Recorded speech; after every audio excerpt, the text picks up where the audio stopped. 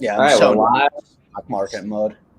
September 8th. Hope everyone had a good Labor Day and hope everyone's ready for whatever the stock market's going to bring us today. Last week was not the greatest week, and Friday looked like it was going to be the same thing as Thursday, but then there was this rally that brought the market almost to the green.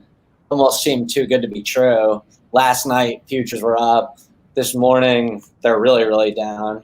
And obviously, the news about Tesla not joining the S&P came out right when the market closed on Friday.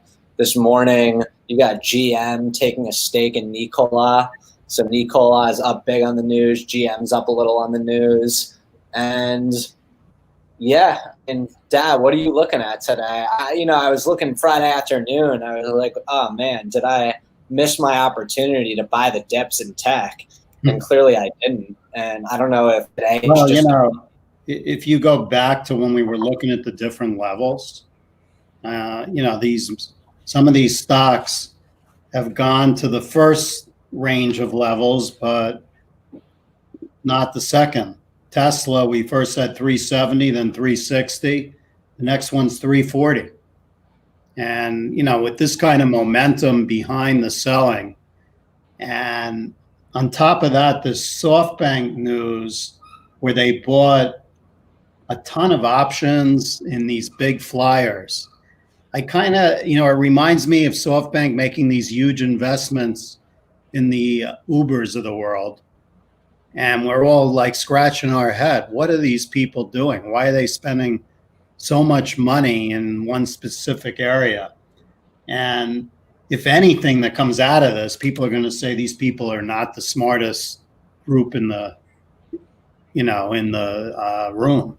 Yeah, I'm hoping that money goes to shit since they're backing all of our competitors. I want to see SoftBank's owner completely jump off a cliff. Personally. Well, I just don't understand why they'd be doing what they're doing unless they thought they can get this thing to a hyperbolic level beyond hyperbolic. And maybe it was working in the beginning because these stocks did go to ridiculous levels off of the option purchases. There was obviously a lot of their doing. Maybe they're trying to manipulate the US dollar, and this is a much bigger thing, and they should start thinking about shutting down some of these companies. Because when you really think about it, it's scary that one bank can have this kind of impact, and it's not, I want to get Trump on the horn about this, it's not US backed. So this guy is not domestic. He has no best interest of America at heart. So why has everyone been so gung-ho on allowing SoftBank to just run the US? Well, first of all, SoftBank has this fund that they raise billions and billions of dollars, and that's where this is happening. This has nothing to do with No, I understand what they are. It's just it's fascinating to me that that's been allowed when you think about it, with this whole even TikTok news going on and the distrust with China. I immediately wonder what actually is going on with what you're saying is kind of something that you don't want to see ever happen, where you tell companies or firms they can't invest in U.S. companies. Well, no, I'd rather have U.S. investors investing in U.S. Who cares who the investors are? Our markets would be way smaller if you didn't have the international players investing in our markets. But Dad, I know I've always heard and I've read in certain books how when this type of thing happens, you'll have the different major hedge funds almost attack them. Where they could only if it gets to the point where they're in trouble. I don't know if they're in trouble from this. Gotcha. But they would gun for the stocks that they own if they had a good handle on it, if they were overextended. That is something hedge funds would do. They do that with the dollar when they see someone has tried to, take a currency and move it quickly in one direction. I mean, hedge funds will gun for weaknesses in the market. So there could be some of that going on if they have a handle on where the heavy option activity was. Like Apple, supposedly on Friday, had heavy options too. And the stock did get down to 110 and then got up to 120. So there is something to this option idea. No, for sure. Dad, are there just like overall sector levels that you look at on a day like today instead of individual stocks, like just the NASDAQ, the Dow?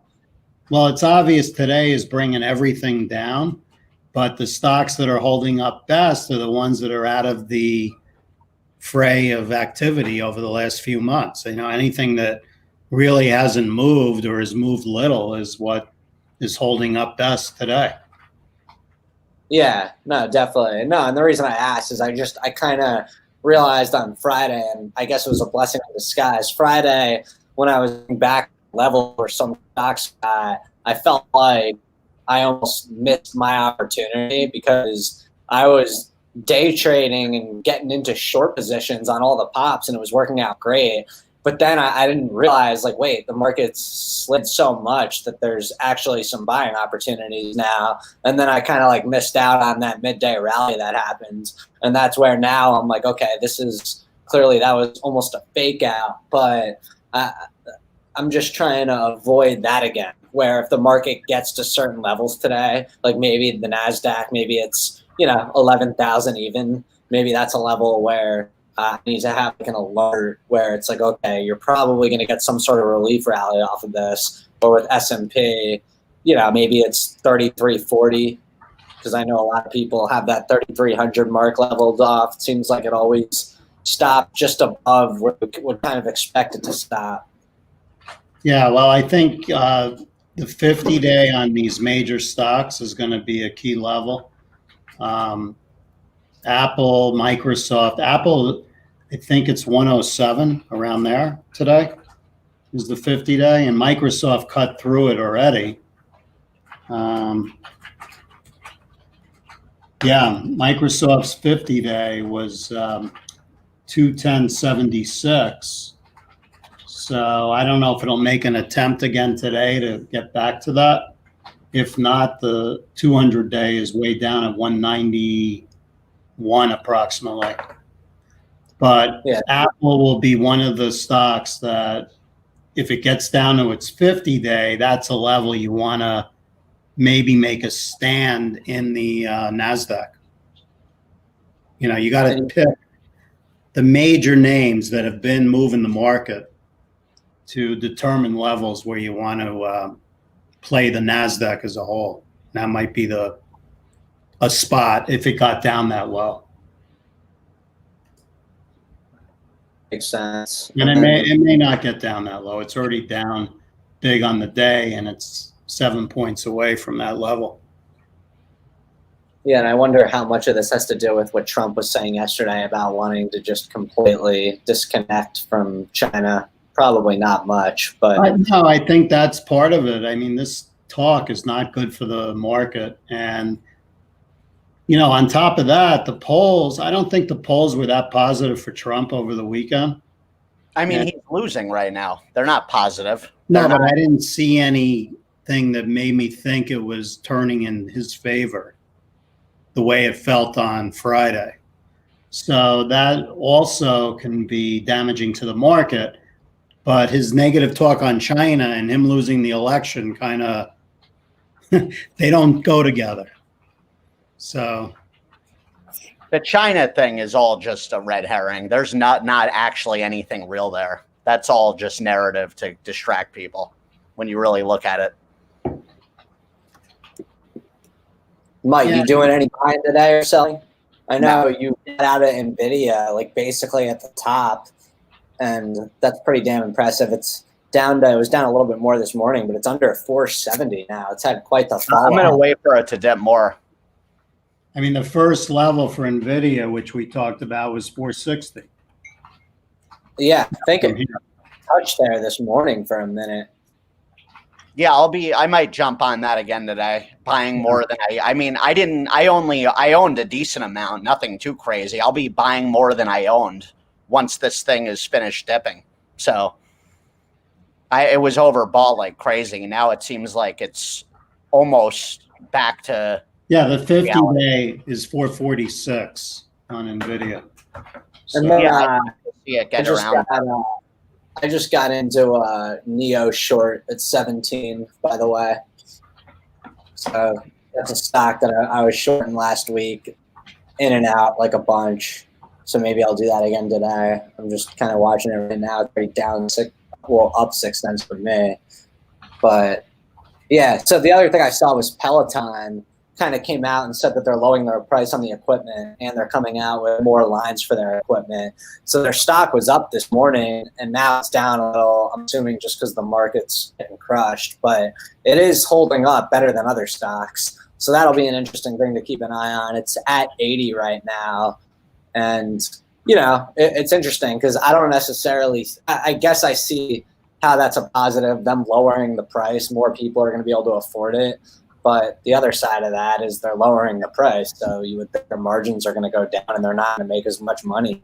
I don't know if it's that great of news, but that's definitely something to keep an eye on this morning because it's one of the few high flyer names that seems to be sort of holding up.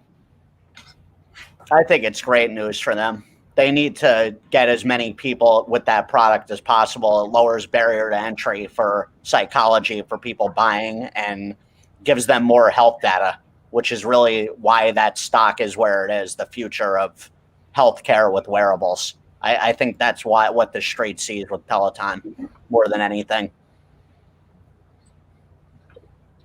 Makes sense. And then, yeah, I mean, look, I think right now I've been, I want to say waiting for this moment because I already have positions, but like when I look at where Twitter is right now and clearly the trend was starting to get on, I'm probably going to scoop more Twitter today. I'm probably going to scoop more Pinterest today.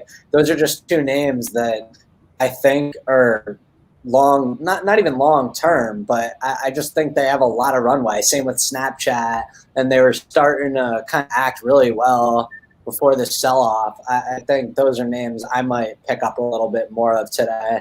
I'm definitely going to add some of these technology stocks today because you know, I don't think the market is about to crash. I think this is somewhat of a healthy correction. And Friday, that rally maybe shouldn't have happened the way it did. And now we're kind of just unraveling that. I don't know. That's just my opinion. Or we're heading for hitting the ban. Yeah. I mean, or that. That's true. That's definitely possible. I think this whole thing is run up way too much. And there, if anything, it wouldn't shock me at all if we have way more of a pullback coming. Yeah, and you know, September before an election and September anytime is usually not a great month. Yeah, and you saw the data I saw this weekend looking at how many people that are living with their parents, that literally over 50% of people Jeff's age, for example, in that, and there was a wide age group. That screams to me problems. It's not like I see that and I'm like, oh man, this is great. I see that and I'm like, what am I even doing in the market right now? Well, the other side of that is those people that are doing that are saving money if they're employed. They're not employed.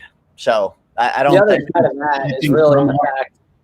The other side of that is that the senators and everyone is seeing the same data, and it's just going to lead to more stimulus and more social programs and more money getting flooded into the system. How that affects the market, I don't really know. But like when you have a lot of people living at home, unemployment's high, people are going to be getting more handouts. And I don't necessarily know if that means the market should go up. But I've never really looked at people not having jobs and that as necessarily a reason for a market sell-off, just because I think they'll be given some sort of compensation for that. So that's just kind of a... Yeah, I was listening to this naval podcast yesterday, the founder of Angie's List, who's an absolute genius, and he was going over, it makes me just so much more gung-ho on crypto, the way he was breaking down the future of investments and not needing to be in one area, to like the way Silicon Valley has been the last couple decades, where he was even highlighting his own investments now.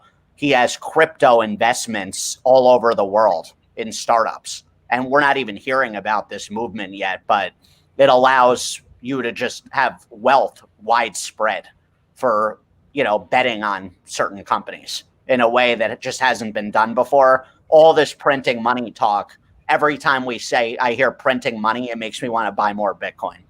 personally. Well, Bitcoin's interesting today. It's broken 10,000. It's down 6%. Great. The dollar is real strong today. Did I not tell you 9,600 last week? Well, we're not there yet, but well, I said to a T, get buy at 9,600 when it was almost at 11,000. So there you go. Yeah, I mean, Bitcoin slid a lot this last week. It's going to be, a lot of people are like, oh, you see what Bitcoin's doing this weekend? This is going to be exactly what the stock market does. Because it almost seems like they act the same, which I think is the opposite. I love hearing anything. They have zero to do with one another. You know, as I said before, I think it's like playing craps. You don't play all the exotic bets unless you're making a lot of money on the pass line, and the pass line of normal stocks. Dad, this isn't a parrot. This is not like, I don't know what Bitcoin, cryptocurrency is not some. But you'll notice whenever the market has a big sell-off, crypto is even worse. That's great. That's going to make me more of a rich person. The point is that people have these side bets, and they're okay when the market's going up, and when they're not, they call them in. They have no idea what cryptocurrency. Well, I think where Dad does have a point is, at the end of the day, if you have people that need to raise cash because they're getting called on whatever they might be getting. Oh, no, I get his point. Yeah. Those people are delusional if they're looking at Bitcoin and other cryptocurrencies in that fashion. Because by the way, gold is basically doing the same thing as Bitcoin, but not as. That which should make more than an indicator that you should be gung-ho on Bitcoin. Well, no, I mean, gold is down, but not nearly like Bitcoin. And the reason gold holds up better is it's still considered a reasonable part of a portfolio. Mm-hmm. It's all right. So Vuzi is at 420 this morning, which is kind of the level you said you liked it at, right, Dad?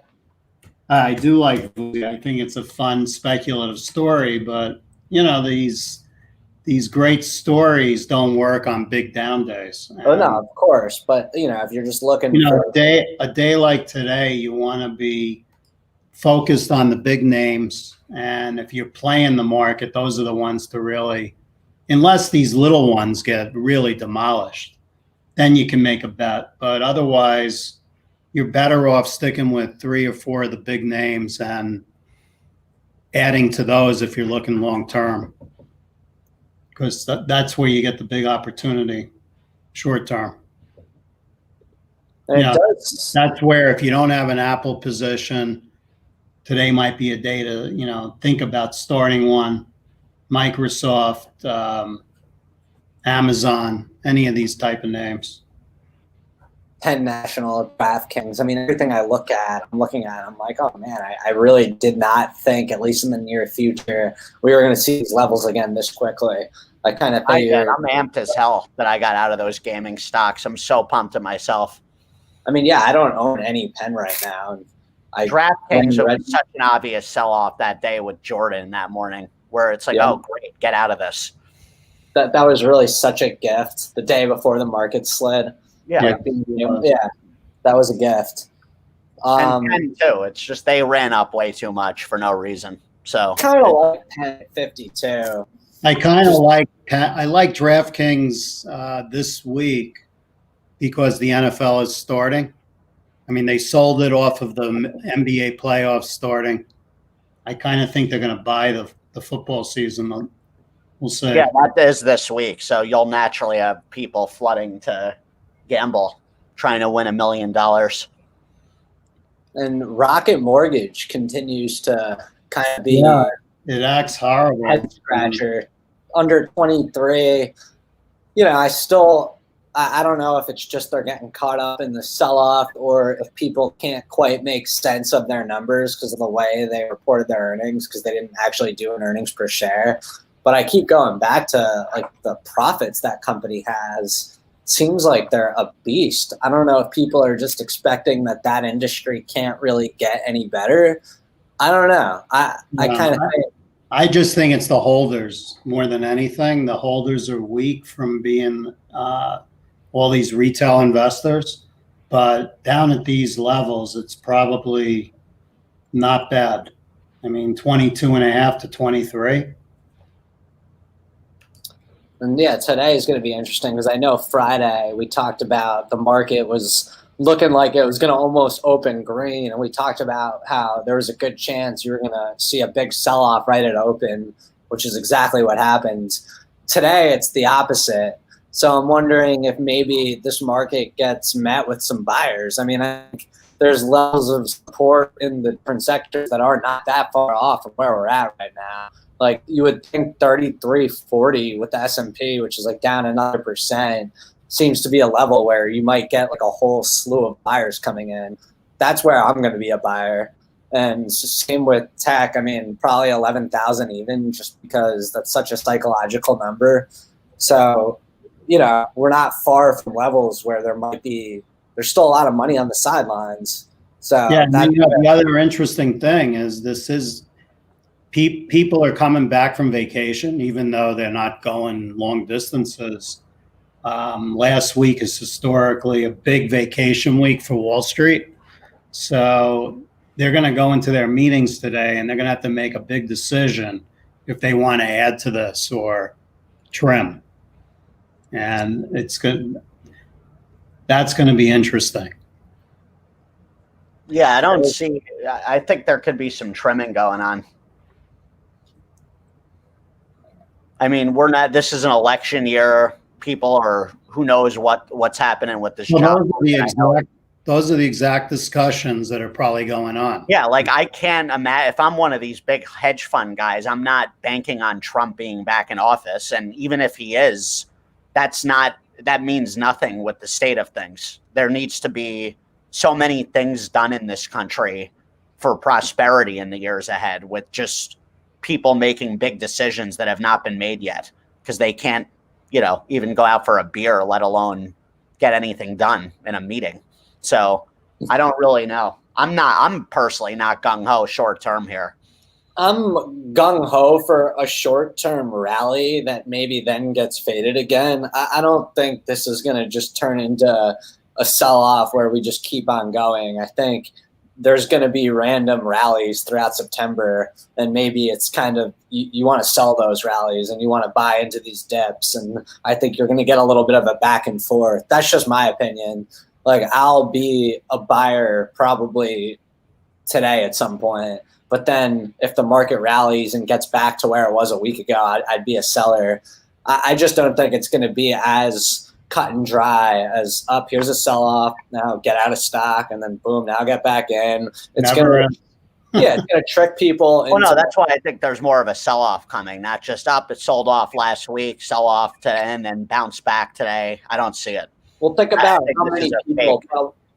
how many people probably got just beyond tricked out Friday, where they probably at the close were like, "Oh man, I got to scramble to get in stocks because this dip is over." And I didn't feel that way at all. Well, clearly a ton of people did, or you wouldn't have seen the market literally like completely. Even when it was coming back, in my head, I'm like, "This is nothing." Like, wow. No, the point is, there's a ton of people that bought at the top of the rally on Friday that are now possibly weeks away from getting that money back, maybe even months. So it's just the theme of the market is going to always trick people into kind of doing the opposite of what they think it's going to do. So they, put their money where it's ultimately not supposed to go. And I'm glad I don't think like most people. It works perfectly for this. Yeah. Going back to what SoftBank has done, I mean, they made a hyperbolic move in a lot of big names. I don't know if they were helped by the retail or not. And they're just unwinding that. I mean, you brought these stocks down to a level where the froth, you could make a case, is not far from gone, just based on that last move up. So, I mean, anyone looking at this now has to be more comfortable than they were a week ago, buying like a DocuSign or a Zoom, or for that matter, even Tesla. But I'm not saying I would buy those, but Zoom is off $150. Tesla's off $160 from the high. I mean, I would buy Tesla way before Zoom. But these are tremendous moves that have taken place in 3 days or 4 days. It's hard to fathom. Stocks. Well, it's hard to want to be in a stock like that, personally. I mean, I see you would that. have thought for Tesla to be down that much percentage I wise. mean, that's not shocking. That with how volatile that stock's been since it started.